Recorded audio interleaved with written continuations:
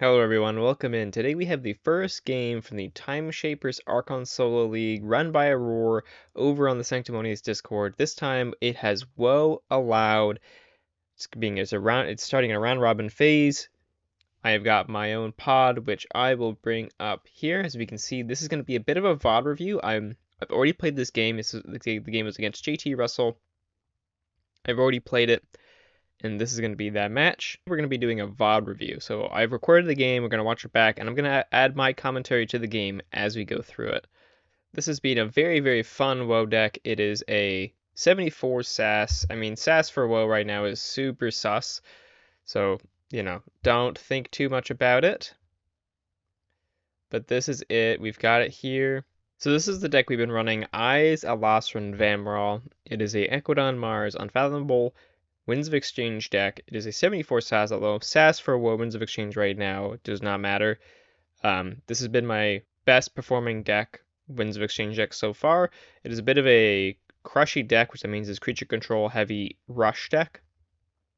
I think the stats here are, accurate. I think the SAS is brought down a lot because the token of the deck is Diplomat, but this deck does not care about having a board. This deck generates a lot of advantage by blowing up some board, and oftentimes the token generators, or I should say, the tokens are merely fodder for some of the tools like Generous Offer.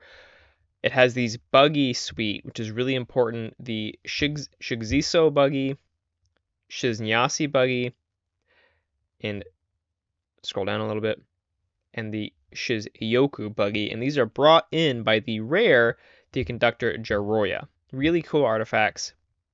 What they do is the Shigziso buggy says action, destroy a friendly creature if you do gain 2 amber.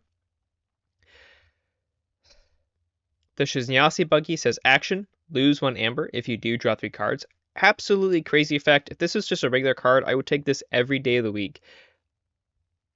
Like, repeatable every turn, every Equidon turn doing this, I will take it. It's really good. Drawing 3 cards is really powerful. And the Shizyoku buggy says, action, reveal 2 cards from your hand. If they share a house, discard them, make a token creature. This one isn't really all that impactful for us specifically. Sometimes we use it to make a token creature to blow up with maybe a Generous Offer, or maybe with the Shigziso buggy to get into amber. Generally, though, it's kind of sitting there not doing much, because I don't really want to make tokens. I want to reduce the amount of tokens to almost 0 that I can make. And if I do make tokens, I like to try and get them scooped up with our scoop ups, so that we've got 2. So they go into archives, so they're not actually lost. And actually, it becomes a little bit of a form of efficiency. We have that, the 2 scoop ups, which could take our tokens to get back our important cards. And then we also have Kaboom, which can archive our really nice Mars creatures, which is 2 Iron X Rebels, which have deploy and say play, ready each of Iron X enables for Mars neighbors. And we have an Iron X Vatminder with an Amber Pip. We don't mind playing that again. That also makes a token creature on play and destruction. And then we have Xanthix Harvester, which combos really nicely with the 2 Iron X Rebels. So those combined with the Kaboom means we can generate a lot of amber burst. We can Kaboom, blow up the enemy board, blow up our other board, but we don't really care about it. Sort of tuck them away to do it all again next turn with both Rebels, Iron X Vatminder, and Xanthix Harvester. So what happens if they're all playing the same turn? You get 1 amber from Iron X Vatminder, you play the Xanthix Harvester, then you play a Rebel in between them. That lets you reap once with the Vatminder, reap once with the Xanthix Harvester, you're up to 4 amber there. Then you play your other Rebel between the Rebel and the Harvester. That's 1 amber from the Rebel, 2 amber from the Harvester. That is 7 amber on the turn. Huge burst if they're all allowed to come out together. So great setup there. We've got many things to do it. You can use the Rising Amber and then the R Evolution to do a little bit of ping damage. It's not great, but it's something at least. So that's the Mars. Good rush there. The Unfathomable is pretty good value. We got Adult Swim, Illusions of Grandeur, Maelstrom, Sunk Cost, and the Sunk Cost with an Amber end draw, 2 Thunder Toes, a Frigorific Rod, 2 Gilspine Netcasters, a Chosen One, and Bubbles. Again, don't really care about the creatures. The Chosen One combos really nicely with the Thunder Toe, allowing us to get a ton of value from those. Again, we're just looking to blow up the board, looking to blow up the opponent's board, looking to blow up our board, more or less. And again, the tokens are purely there to either be archived off of the scoop up, or they are there to get blown up by the buggy or the generous offer. The visible hand, unless we really need like something to blow up with a generous officer. It's also important, I should say, that we have an Equigi outpost with an enhanced Amber Pip. So it's a 2 Amber Pip Equigi outpost. And that says action, put a friendly creature on the bottom of its opponent's deck. If you do, draw 3 cards. What that does is it also combos with all of our whole game plan of getting the tokens somewhere else, of getting our creatures somewhere else. So we've got some good play effects here. You know, we don't mind if the chosen one's about to die. Don't mind reshuffling that. We don't mind reshuffling up a Bubbles. We don't mind shuffling back a Rebel. We don't mind shuffling back a General Zal Orha, etc., etc. Basically, we just want to get our creatures onto the field, get their effects, maybe get some value out of them, and then use them to generate some advantage from our Equidon artifacts. Or scoop ups.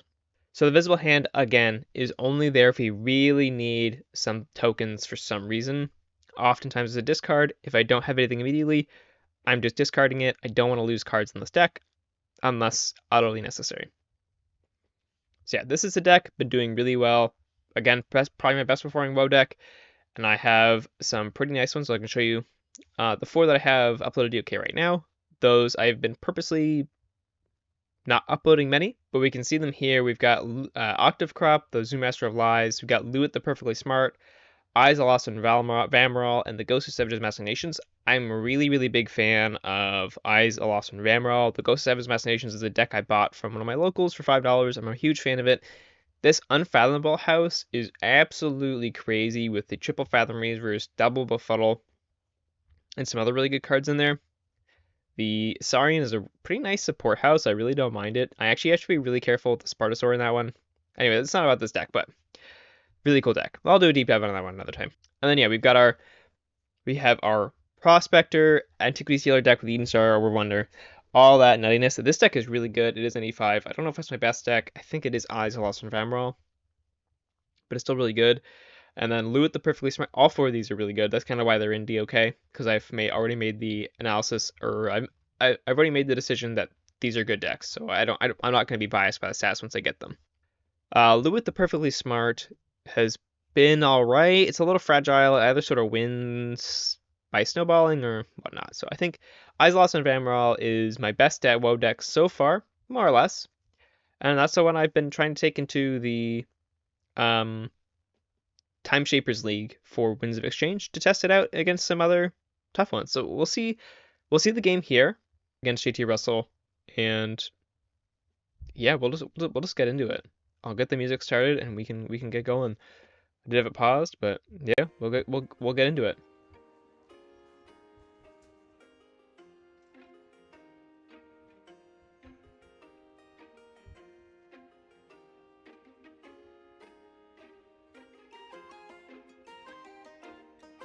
Okay. So at the game, I'm on my alt account because Microsoft Edge was just not behaving. So here we go. We got into the game. So Microsoft Edge was just not at all behaving.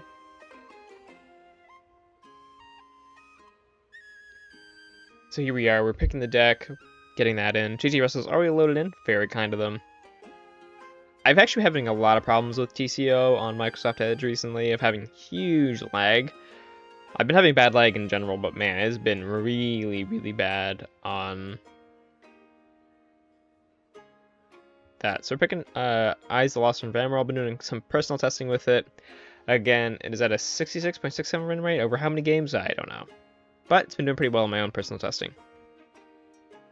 So there we go, and jtrussell has logged in here with a Strange Shell deck. This is a really, really crazy game. You know, we give the pleasantries. Their deck is Ends Trashman Uzulin. There's a revelation in this game of something I did not notice on their Archon card, and we'll get there. This is a very fun game. They notice the buggies. I'm taking a look at on the Archon list. I see that double Harmalar tune in the triple fresh marks, quadruple fresh marks, and I'm just like, whoa, that's crazy. So triple fresh marks, yeah. So tons of creature removal and exalting in that Brobnar. I noticed a double close order negotiation, a mass buyout, and the 2 or the 1 squire. And then, of course, the Maul's color there for the things. And then I don't really... Oh, and an auction off. That's right. Auction off, not too great for me, but is what it is. So here we go. We keep this hand because of the 4 unfathomable. I think we're fine with it. And we're going to start here with the sunk cost. So sunk cost here, I choose... I'm looking at this list and I think, what do I want to hit? I'm going to hit Brobnar because I don't want one of those Harmauler tunes. And then... But then I think... I say, yeah, F you, because... because the auction off.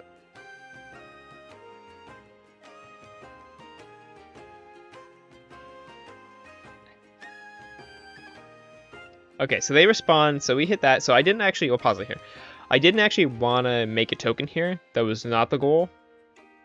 What I should have done is when I'm using these...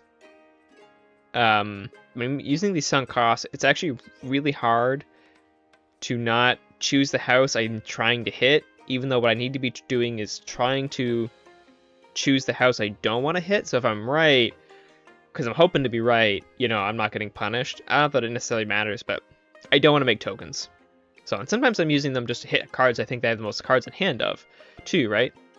So again, not trying to make tokens, which I say in the chat here. And off of that, I hit a Harmauler tune, so we can skip back 10. Yeah, so I play Sunk Cost here. I choose Brobnar, and then I hit Harmauler tune. And then I say, yeah, F you, as well. And that is seems like a pretty great hit for my eyes. So then we can continue on here. They take their turn. I type in the chat that I didn't really want to make a token.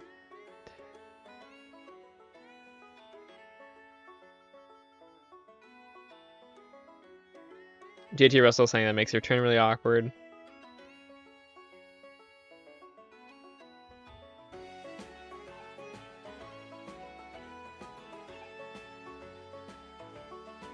So then we play the Kamalani, we bring down here, we bounce the Kamalani to top of deck, which is not good for them, but really good for me. I love that. And then we're gonna Illusions of Grain here. We're thinking about it.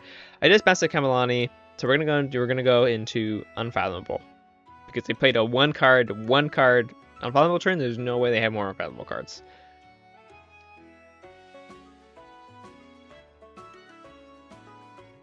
So they go into Brobnar, they give me 3 Amber. I love to see it. They fresh marks, they play a Pelf, they play fresh marks. Yeah, and the fresh marks here would have been really good to get to those strange shells. Berserker Slam.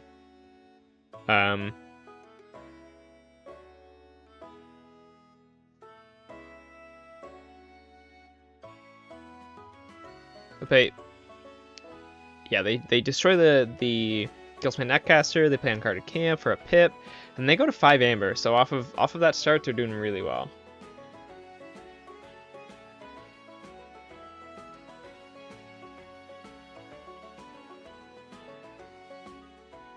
And Kamalani would have been really good. So we play the Shrewd Investor. The Berserker Slam's gone, so I don't need to worry about keeping on the flank necessarily, but I'm gonna. And then we get the 4 card turn with both buggies coming down. Not the buggies we really care to see. Maybe we don't really want to see these buggies, but we'll take it. The best buggy is the lose 1 Amber, draw 3 cards. The worst buggy is the one that makes a token creature. So jtrussell here is going into Unfathomable, and they drop a Whirlpool. I did not see the Whirlpool in the list at all. Just wasn't even on my radar. Which was, oof. I didn't even see it. It totally changes how the games should be played. But we go here. Yeah, I play this, Close Negotiation. Doesn't take him off check, but, you know, c'est la vie. I play the General's Aura. I don't want creatures on the board. So you blow up the General's Aura. I don't want to make tokens anyways. So I don't use the buggy. I don't use any of those. And yeah, we just trying to keep our board clear. Good for our deck because we don't want creatures anyways. Right now, because I didn't take them off check, if they had their Close Negotiation, it would have been absolutely backbreaking.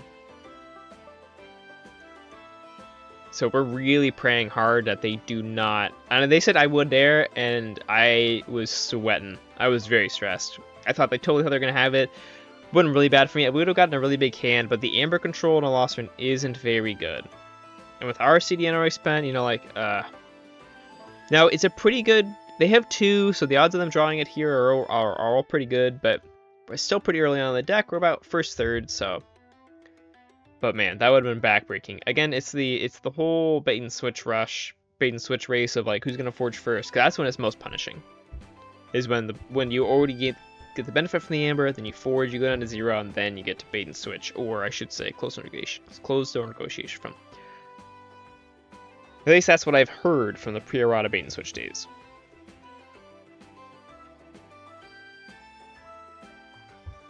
So yeah, pointing out that I risked it for the biscuit. Having 2 is still a pretty good chance they have it, but, you know, worth it, I think. They play a Squire, and they give us a Strange Shell. I didn't, this close integration, I just, like, completely had a brain fart on how Strange Shell would work with Whirlpool. So I just threw CDN into their hand, which was not a good call. I should have blown it up with the with the, yeah. That was just not a very good, I just gave him a free thing, and then we play this, and then we blow up our Steward to send over this Shrewd Investor with 5 Amber on it. Which is pretty good. I mean, pretty good into a Whirlpool deck, right? So we're just hoping they're unable to get rid of their Squire, and that they can. I mean, they have lots of ways to do with like the fresh marks and all that. So, yeah. They're going to discard their creatures as much as they need. They make 1 token. They send back this Shrewd Investor. So here we have, yeah, going to be that kind of game where we are going to be just, oof, keeping the board clear. That's fine for us, though. We are happy about that. So here we've got our Equidon turn. Get some advantage. We play our creature. We're going to reap with that. We're going to blow up. Again, I'm not playing at all around close negotiation. I know they have it in hand. I shouldn't have gone this high. I just shouldn't have gone this high. So they close negation for me to steal 1, 2, 3 Amber from me. They're like, oof. I just played right into it. Didn't really think about it. So now, but now we have a huge unfathomable turn. So obviously their deck isn't making a ton of creatures either. They're just sort of making just enough Strange Shells to be able to send this Shrewd Investor over. Makes for an interesting game. We only have 3 Equidon cards in decks. Going back in Equidon here feels pretty bad. We do have a chance if we go into Equidon to draw 3, hit the Generous Offer, but that's pretty low chance. But we do have the chance here of going into a really big unfathomable turn.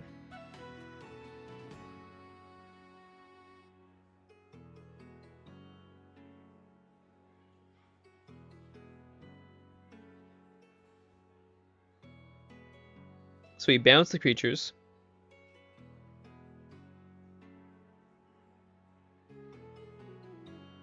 Because we get to blow it up with the Thunder Toe. So we get to play here. We want a sunk cost.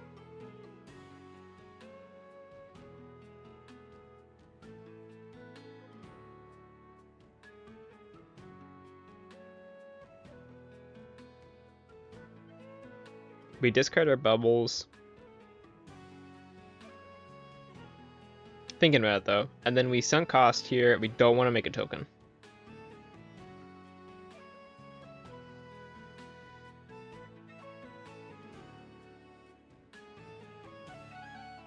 Again, we're really hoping that we are able to get the Shrewd Investor on the other side to get the Amber off of it and still profit off it. So we're checking their cards. We don't want to make a token. So we're really trying to choose a house that is not going to make us token. We do end up hitting their own Shrewd Investor, which is not good, but we get to play this, so we get to rescued. And then we discard our Maelstrom, so we don't give them that Amber, and then we send that Shrewd Investor right back over. And then both the closing negotiations have been used, I think.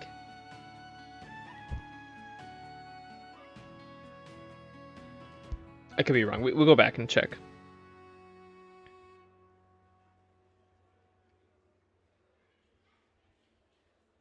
No, just the one's been used. Okay.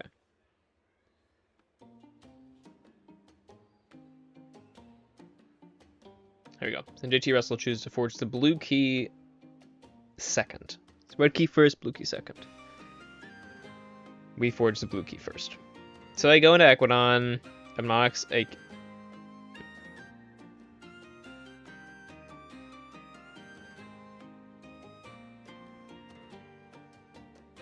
Here we go.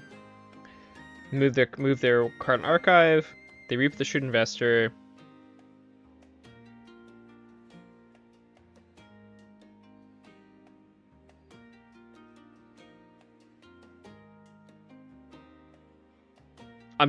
Let me just double check what the archiving is coming from. But yeah, they pass over here, so we do forge. They don't have the second closing negotiation. We get to forge for 6 on that with 10 amber. Or 9. Yeah, 10 amber. Because they auction off our destroying buggy. The destroying gain 2 amber. I was confused in the moment, but it is the Hieron that is in their archives. That confused me the whole game, if I'm being perfectly honest. I just never realized it is a Hieron that's in their archives. Hieron does an amber pip, which is pretty cool. So they go. We have a pretty nice Mars hand here. So we're gonna choose Mars, or are we? Because we do have a chance to just replay the Steward. Yeah, so we do go to Mars. I think it's the right call.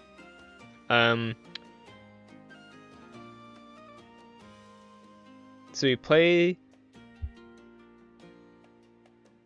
this. This is a real thing, but we're gonna scoop up our token.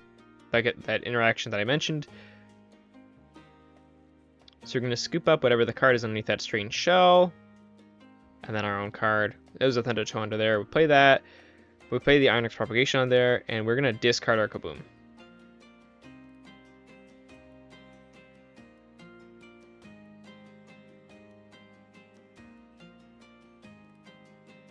And I don't really know. So here, if they go Equidon and they reap, I actually don't think that was the right call, to be honest. I think I was still thinking that I had a my buggy left and I could still destroy it. I think playing it there was the wrong call. But we go to 8, assuming they don't have enough amber control to stop us. They can't take us off check unless they have their generous offer. Unless they have out negotiate, which they used earlier, and a close negotiation. Because they need a close negotiation to take us down to 7, and then they can... Oh, I don't think they can take us off check at all. But anyways, yeah. So that's a good deck, good games there. They pass it over back to me after that. Yeah, we get a good game off that one. They don't even go to check there either, so you know we kind of had a little bit of saving grace there. We could have fought our next Famlander into the Fathom Reaver, you know, been saved. So thank the Lord there. The Whirlpool really made this game more interesting than I was expecting. It was actually kind of really nice because the amber off of the Shrewd Investor just never went anywhere. This deck kind of doesn't like introducing amber to the ecosystem if it can help it because of how, you know, it doesn't really have a ton of amber control. So it's really nice that this Shrewd Investor was never actually a target for C. Oddly enough.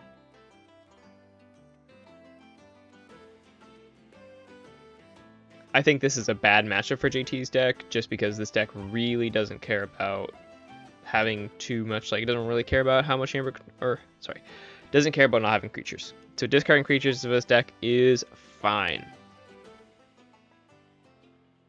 Yeah, still had the Kuiji Outpost, still had the Generous Offer in deck. If we needed to, we still could have lost an amber, drawn with those 3. Hopefully we could have got one. Would have been really sucky if we didn't, but there's still a chance. And like I said, we have the chance if they went to 6 here, you know, we do have the shot to Onyx Fat Mine into the Fathom Reaver. Wait, never mind. Yeah, so we'd have to our evolution on the Vatminder. They went to 6, and then shoot them, ping them with the 2 Marzian's Amber, and then we'd probably Rebel again, and then just kill it off. So yeah, that was the game. So well played to JT. This deck, Eyes, the Lost One, Vamral, did really well. I'm really happy with it. I think it's been performing wonderfully, and really nice to see out of some of the WoW decks that I've opened. To get something cool out of it. I think this has definitely been a strong deck, and probably will, you know, once WoW's legal, will start showing up in stuff like Triad lists, Triad lineups, or in KFL, all that kind of stuff. It's actually also really consistent. Like, it's very consistent. It's got a lot of efficiency. It's a lot more efficiency than the 4.5 that it says. I actually don't know why it says. It's only giving 2.5 to the buggy and the outpost, I guess. Okay, yeah, it's got some extra features with even like the feeding pit and stuff too. So it loves discarding creatures. It loves discarding creatures. It loves blowing them up. It loves not having a board. So yeah, a really cool deck. I'm really glad to find something to have something good from it, and yeah, I think this is the one that I think is the strongest of my collection so far. Good game, good, well played to JT. I think I made some mistakes in hindsight that I didn't play around certain cards where I really should have. Those close integrations could have been really punishing. I don't even know if it's greedy. I think I just got sort of, I was just really disrespectful in that game. I paid off because I didn't really get punished. You know, I got close integration once. Again, I didn't really get punished. That's good for me, but I should be playing more respectfully in the future, and not playing respectfully there is very questionable. I wouldn't recommend it because, you know, that's just sort of how sometimes you need to be disrespectful. Sometimes it's say, you know what, I don't care if you got the answer, I'm doing it right now because I don't think you have it. And that's totally cool. Sometimes you need to be disrespectful. There's lots of times I did not need to be as disrespectful as I was in those games, and I think I made it closer than it. Well, not that one, but it could have made it so I lost. Bad. I could have really lost that game. So yeah, well played to JT, and I will see how it goes. I'm starting off this Timeshapers WoW League 1-0, so stay tuned. Thanks for watching, everyone. This has been a VOD review with Murph. Catch y'all next time.